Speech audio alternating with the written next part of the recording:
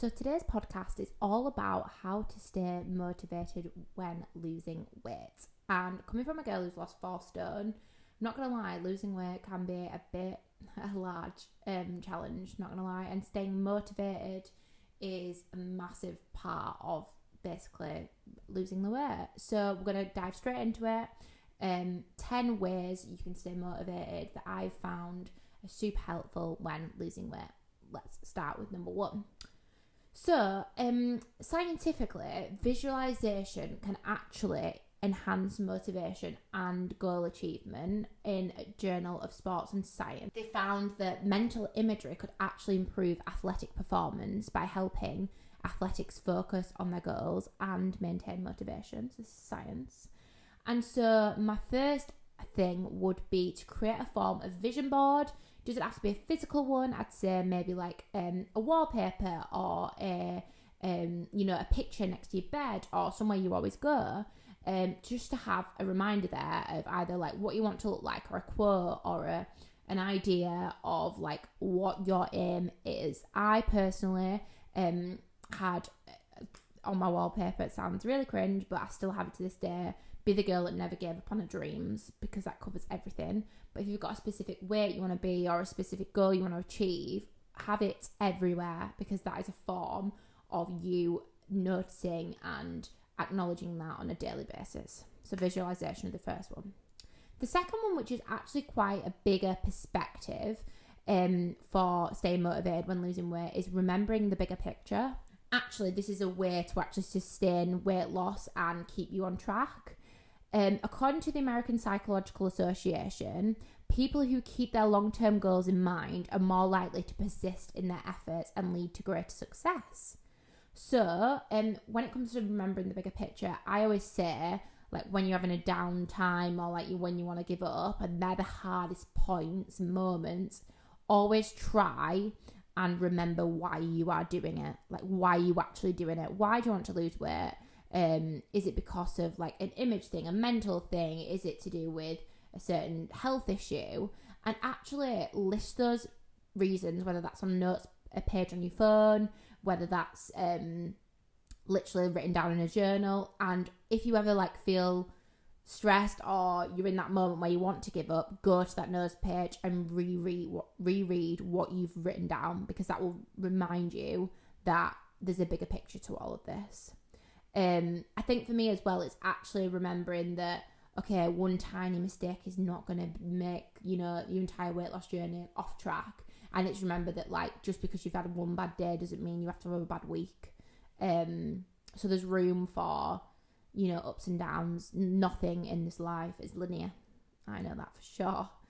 Number 3 to maintain motivation when losing weight is structure and planning. And I go on and on and on about this all the time because I'm an OCD girly, but structure and planning is the thing that's going to actually force you to do it. Because if you know exactly how many workouts you need to do in that week, what you need to eat, where you need to go, what workouts you're actually doing, that is going to force you to do them because they're in a plan. And if you can follow a plan, then ultimately you're going to end up losing weight or hitting that fitness goal. Included in planning as well is meal prepping. Sounds really like super boring, super tiring, just not what you want to do, but actually meal prepping normally just takes me an hour, and that is literally all of my food prep for the week. Breakfast, lunch and dinner. We can do a separate video on that. But if you meal plan as well, it leaves no room for error. You're not going to go and eat like 500 biscuits or like eat the thing that's in the way. You know exactly what you're eating and you structured and you planned. It just makes sense. There's no room for going out of what your goals are for that week. And according to PLOS ONE, individuals who created detailed plans were more likely to achieve their goals than those who did not. So actually, it doesn't have to be detailed. Literally just write a plan for the week. Monday I'm doing this, Tuesday I'm doing this, Wednesday I'm doing that. And write down your goals, because you're going to manifest them and you're actually going to do them. So for example, I always write weekly goals, 10,000 steps a day. It's in my head. I know exactly what I'm doing, and I know where I'm going, when I'm going, who I'm going with, and what I'm eating for the week. Especially when you're losing weight, that structure is so important, because when everything else goes wrong, you've got that structure there, no matter how crazy and busy life gets. Number 4 is a really big one for me when it comes to maintaining motivation. It's supporting, having a supporting friends and family. Because essentially, if you have a really supportive network and you tell people what you are doing, and some people are funny about this, but I really believe in this. If you're telling, your family that you want to lose X or do this and you're doing this week, that is a form of you committing to those things. And I think actually by creating that kind of community and supportive network, you're actually going to be asked, okay, how was that class on Sunday? And you're going to have an answer because you've told someone about it. Also, if sometimes you can meet friends by going to different classes too. So not just the people around you, but also going to classes and being around a like-minded community can make it so much easier to hit a fitness goal, whether that be running, losing weight, whatever it may be. Interestingly enough, in the Journal of Consulting and Clinical Psychology, they found that participants who had a strong social support lost more weight than those who did not. So it's actually a scientific fact that if you have a social support around you, whether that's a like-minded gym community, fitness, running, or even just your friends and family, and telling them and having that support bubble is going to make motivation so much more when you're trying to lose weight. Trust me on this. My mum and my sister are literally my support, safety nets. I love them. So number 5 is it's kind of a contradictory one for me, but one that I really wanted to include, and it sounds easier than it is. I won't lie. We'll be unfiltered in this. It's making fitness or your goal, whether that be you don't have to be fitness, whether it's just doing steps or more movement or reducing, eating, whatever you want to do or eating differently. It's making it part of your routine. Okay. And this is really hard to do.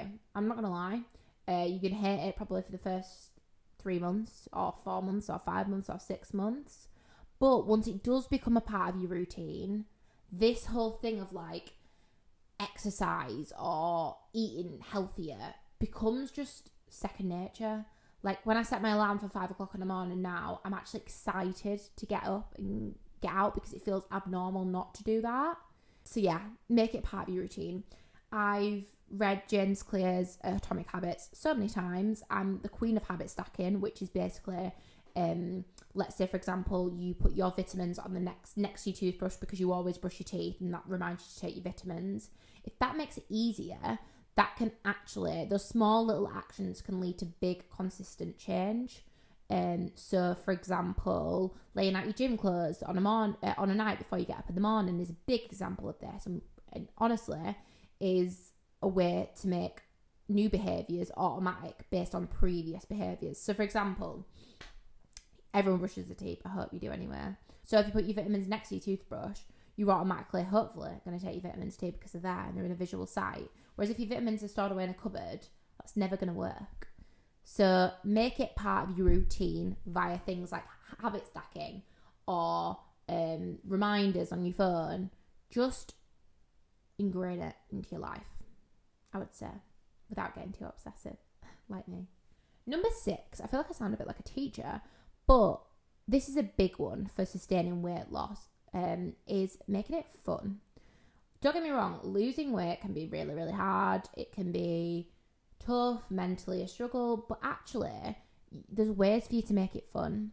Whether that's thinking of your workouts like a bit of an adventure like I do when I go for a run or go to a fitness class, or trying new things like, doing Pilates or going to a dance class or yoga. It needs to be fun and exciting and social and something that you want to, even though some days you probably don't, get out of bed for. And according to the Journal of Sport and Exercise Psychology, they found that people who find joy in their physical activities are more likely to continue exercising regularly. So it does show that if you find even the tiniest bit of joy, whether that's post-run or post-gym, you go and get yourself a little coffee, that routine will make you get your ass to the gym or on that run. Make it fun, people. It doesn't have to be boring. My next point, and now this is more about wellness and overarching goals to maintain motivation, is making it sustainable. you know, it's really easy to sit here and go, oh, I want to lose a stone in 4 weeks. And you see so many things online about weight loss quick. But ultimately, those people that probably do lose that weight probably end up putting double it back on the next month. And so you really need to set realistic and sustainable goals that you know you're going to be able to achieve. Because ultimately, it's those people that set little goals, that achieve them little ticks every single day and the little wins, that are going to end up achieving the bigger goals over a longer period of time. And ultimately, we know, everyone knows that sustainable changes are more effective than drastic ones and more, you know, permanent. Whether this means actually not running as far or not going to the gym as long to start with, just doing little sustainable things that you know you can keep up to on a daily basis is going to far outweigh going to the gym for 2 hours. I mean, I wouldn't recommend that anywhere. But like, just start by going to the gym for half an hour in the morning, then go to 40 minutes, then go to 50 minutes, and just build up like that every single week. And according to the National Institute of Health, it's actually healthier and more effective to lose weight via a sustainable lifestyle than rapid weight loss methods. But the science says it. You need to make weight loss sustainable in order to maintain motivation. Number 8 is, and I think this is such a big one that I still really struggle with, is balance. Okay, and this is kind of part of the sustainability piece. I always follow, or I try to follow, the 80-20 rule. 80% healthy, and I'm saying that in inverted commas, and 20% treats. So you need to be able to go out and have a glass of wine, or have that dessert, or have that slice of pizza without the guilt. Because ultimately, if you just eat healthy, fruits, veg, protein, all these macros, and never actually indulge or treat yourself, it's never going to be sustainable. So to allow for sustainability, you need to have balance. And ultimately, balance is the key that's going to give you long-term weight loss or maintenance. And also, balance is going to prevent you from having things like burnout or binges. So it's super important, especially when you're trying to maintain motivation. It's like a reward, I say. Number 9 is, and this is a bit of a different one, but I think this is super motivational, is tracking your progress. So whether you take pictures, measure your waist, via a journal, or, you know, just photos on your notes app, recording your workouts, recording what food you're intaking, and how you feel and how you look on a daily basis, or whether it's a weekly basis, is so important to understanding and seeing your little wins and the progress you're making. Because actually, you'll be able to see really quite quickly how much of an impact weight loss is having on you mentally and physically. And I always think it's amazing to look back. I mean, even if you're having an odd week, it's great to look back at the first photo you ever took. Or like in 2 months' time, it's great to look back at the 1 month time. And just having those kind of ability to, you know, track what you're doing across fitness, food, appearance is just so empowering, and ultimately going to give you that extra motivation you need to get your bum to the gym or on a run. And according to a study in obesity research, individuals who regularly tracked their progress, such as recording food intake and exercise, lost more weight than those who did not. So scientifically, it's actually more sustainable, and you'll end up losing more weight if you do. So that is also important. Track that progress goal. We're at number 10, which I've saved the best to last, which is finally reward yourself. And this is so important when you're, you know, on a weight loss journey. I mean, I struggle to do this, but it's really, really important if you want to maintain or, you know, stay on that really healthy and wellness journey. And whether that's setting little milestones and rewards, so after losing a certain amount of weight or after a certain amount of time, it's going out for a spa or getting a new gym outfit or going on holiday, having things planned in your diary is going to motivate you so much, because you're going to think, oh, like, I want to be this for my holiday, or I want to, you know, I want to take myself on a spa if I do that. And ultimately, having that balance is going to keep you motivated, even in the toughest times, because you're always going to have that day in your head, whether that's in a week's time, a month's time, or 6 months' time. It's going to give you that extra push you need when things really get tough. And a scientific fact is rewards actually reinforce positive behaviour. And according to behavioural psychology, providing yourself rewards for achieving small goals can actually strengthen the habit loop and increase motivation to continue the behaviour. So if that doesn't tell you that you need to book a spa trip literally now, then I don't know what does. So that's 10 ways to stay motivated during weight loss. I hope that's been super useful. If you've got any questions, please comment them down below. Don't forget to like the podcast, subscribe to my YouTube, and I'm looking forward to creating some more videos. See you later, guys.